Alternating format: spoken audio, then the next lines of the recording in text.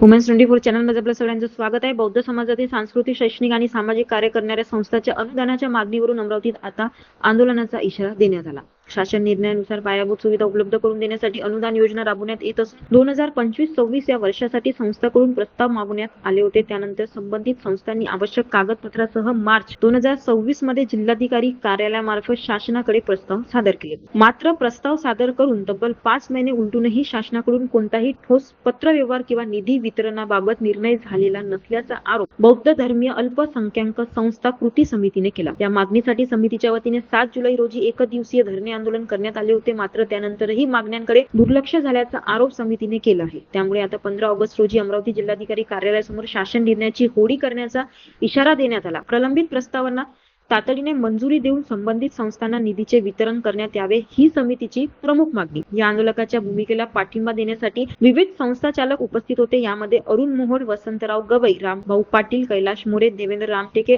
आनंद खातरकर, सुभाष गावंडे, दुर्योधन श्रीधर, दीपक डांगे यांच्यासह अनेक संस्था चालकांचा समावेश होता। आता 15 ऑगस्ट आंदोलनाकडे प्रशासनाचे लक्ष लागले असून शासन या मागण्यावर काय भूमिका घेते हे पाहणे महत्त्वाचे ठरणार आहे। मी कैलाश मोरे।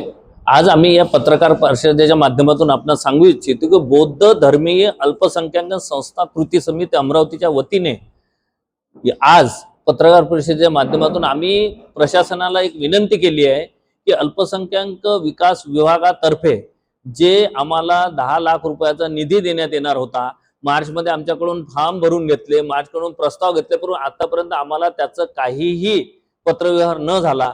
तो निधी कुठे गेला, काय गेला, 2024चा GR नुसार आम्हाला तो निधी मिळाला पाहिजे होता, परंतु 6 महिन्यापासून आम्ही त्यांची वाट बघत आहोत। या अगोदर सुद्धा आम्ही त्याच्या विरोधात आंदोलन केले। आता आम्ही आरपारच्या लढाईसाठी 15 ऑगस्टला या शासनाच्या दिशाभूल करणाऱ्या GR ची होळी जाळणार आहोत। याची संपूर्ण जिम्मेदारी प्रशासनाची राहील। त्यासाठी 15 ऑगस्टला कलेक्टर कार्यालयावर आमचे होळी आंदोलन, दहन आंदोलन राहणार आहे। GR ची होळी जाळणार आहोत।